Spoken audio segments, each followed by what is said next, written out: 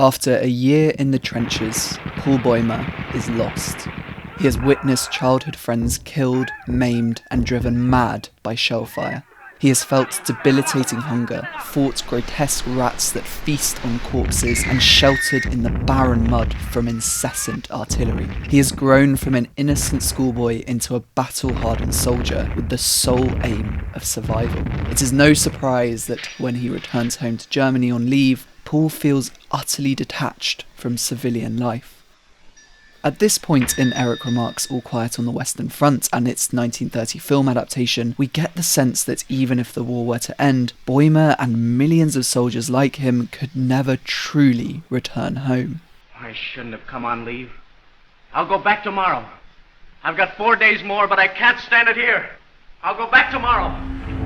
The 2022 adaptation of Remarque's novel doesn't quite strike the same chord. It feels like there is something missing. That's not to say that the film does a poor job at criticising war. In fact, in many ways the film often goes beyond Remarque's book in showing the terrifying scale of industrialised warfare. Nowhere is this more clear than the opening sequence, where bloody uniforms are harvested from dead soldiers before being washed, mended and handed to fresh recruits. Once those new recruits suffer the same fate as their uniform's previous owners, their dog tags are collected in bulk, recorded and processed into grim statistics. This tragic conveyor belt of young men being sent to their deaths is something that is not fully grasped by Remarque, since everything in his book is from Paul's point of view. But the 2022 film's zoomed-out perspective has its downsides too. Since we spend more time with characters like General Friedrichs and Matthias Erzburger, we lose sight of the dissociation suffered by Paul and his comrades as they are transformed from patriotic civilians into traumatised veterans who are disillusioned with the idea of dying for their country.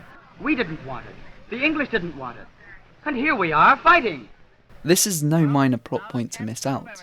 It is a theme at the heart of Remarque's story, and one that is echoed by many other renowned war writers from all sides of the conflict. There is no escaping that, for many soldiers, it was simply impossible to reconcile the desolate, blood-strewn trenches with the peaceful civilian world that sent them there. Hints of this disconnect are somewhat visible in the 2022 film. Scraps of conversation between Paul and Kat reveal that the two will struggle to leave the war behind them when they eventually return home. Soll das alles werden? Irgendwann nach Hause kommen, wieder zurück müssen ins Leben. Wir sollen nur wissen wollen, ob wir auf den Nahkampf fahren. Und wir spazieren da rum wie Reisende in der Landschaft von früher. But these fragments don't really paint a full picture of the isolating power of war and the true scale of the alienation that soldiers like Paul felt. The book, as well as its 1930 film adaptation, go much deeper into this theme. Just when it feels like Paul has seen every possible brutality of war, he is granted 3 weeks of leave where he is allowed to return to his peaceful hometown and visit his family. This provides a stark and immediate contrast between the desolate Western Front and the civilian heart of Germany. When Paul arrives home, it becomes clear that things are tough here too, with food rations and supplies being especially scarce. The people understand that their soldiers must come first and seem willing to make a patriotic sacrifice. Naturally, it's worse here. Naturally. But the best for our soldiers all the time. That's our motto. What they don't understand is the trauma that the frontline troops have gone through and the horrific human cost of war. They all seem to want to put words in Paul's mouth, as if expecting gripping stories about the bravery and patriotism of their beloved soldiers. But when he wants to deviate from this script and express the true nature of war, he realises that no one will believe him. Paul's experience is so far removed from their idealised vision of a glorious conflict that it is rejected and silenced. When you get in it, war isn't the way it looks back here. Oh, you don't know anything about it. Of course, you know about the details. But this relates to the whole. And you can't judge that. Of course, you do your duty and you risk your life. But for that, you receive the highest honor. The civilians dictate to Paul what his experience should be, and how he and his fellow soldiers simply need to push harder to make a breakthrough on the Western Front. They tell him that this is his duty to his country. Indeed, from the safety and comforts of civilization, it becomes easy for people to parrot the old lie. I believe it will be a quick war, that there will be few losses. But if losses there must be, then let us remember the Latin phrase which must have come to the lips of many a Roman when he stood embattled in a foreign land. Dulce et decorum est pro patria more. Sweet and fitting it is to die for the fatherland.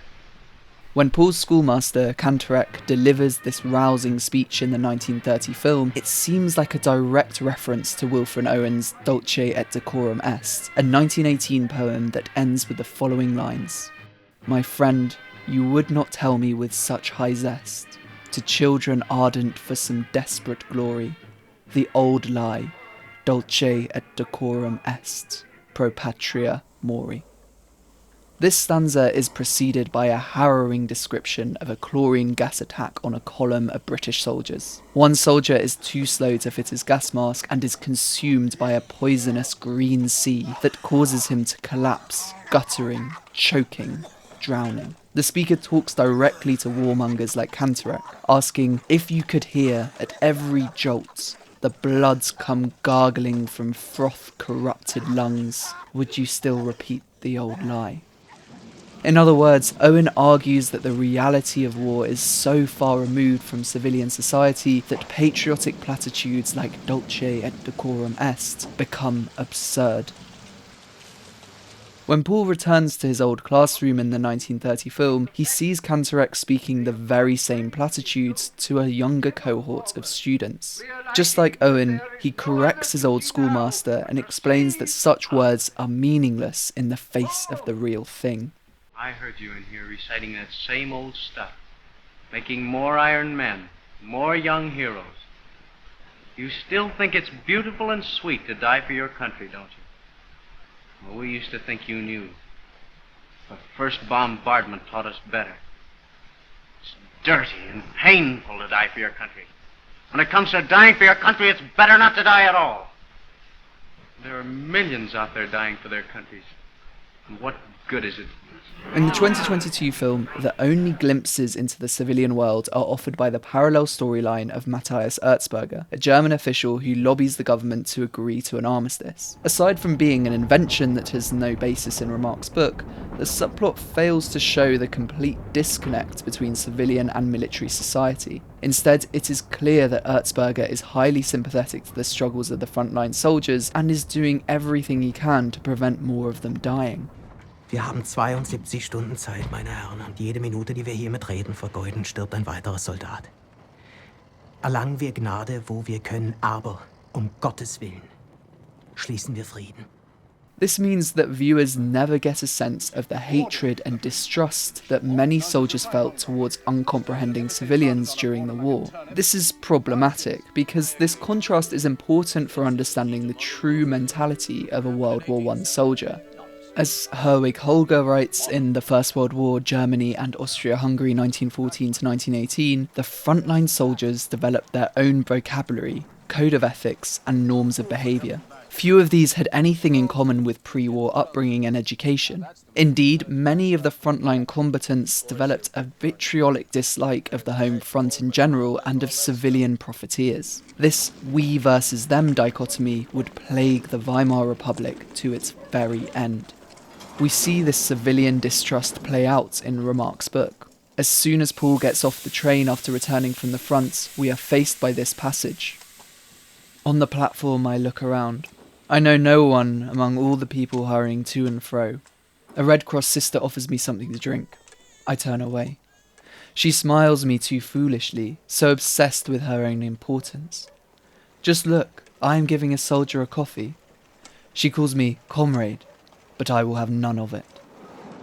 It was not just in Germany where feelings like this were common among soldiers. The same sense of segregation was seen in all sides of the conflict, especially Britain. In The Great War and Modern Memory, historian Paul Fussell writes that it was not just from their staffs that troops felt estranged, it was from everyone back in England. That division was as severe and uncompromising as the others in generating an adversary atmosphere. The visiting of violent and, if possible, painful death upon the complacent, patriotic, uncomprehending, fatuous civilians at home was a favourite fantasy indulged by the troops. Philip Gibbs recalls the deep hatred of civilian England experienced by soldiers returning from leave. They hated the smiling women in the streets. They loathed the old men. They desired that the profiteers should die by poison gas. They prayed to gods to get Germans to send zeppelins to England, to make the people know what the war meant. This social context means that fatuously patriotic figures like Cantorek become important antagonists in the story of Paul Bäumer.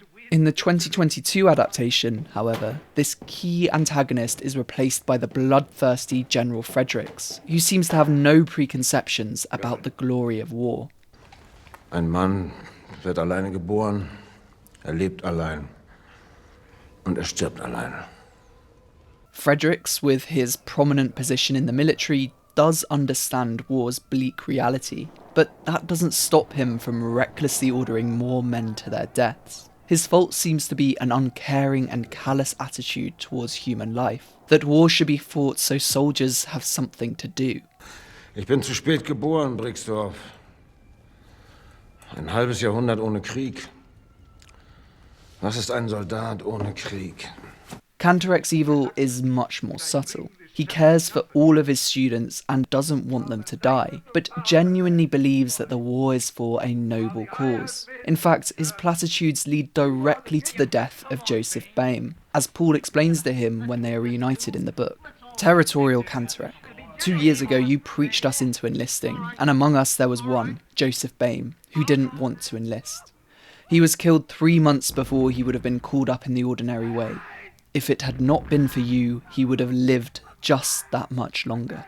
Therefore, by omitting key figures like Cantorek and replacing them with the likes of Friedrichs, the 2022 adaptation gives a somewhat false impression of the challenges that soldiers faced behind their own lines. Challenges that are eloquently explored by Remarque.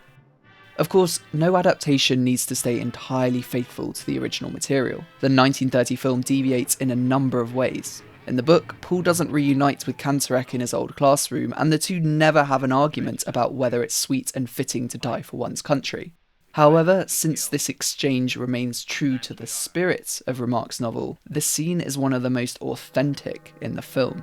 The same can't be said for the 2022 adaptation's equivalent scenes with Friedrichs and Erzburger, which seem to tell an entirely different story. They transform All Quiet on the Western Front from a young man's psychological descent into a lost soldier to an exploration of the political forces driving the war. Sure, we see just how horrific the Western Front can be, but we don't see how soldiers like Paul eventually find more in common with their enemy than the civilians back home. We don't see the vast gulf between fatuous patriotism and the bleak reality of war. To truly see that, I would suggest reading the novel and watching its 1930 adaptation.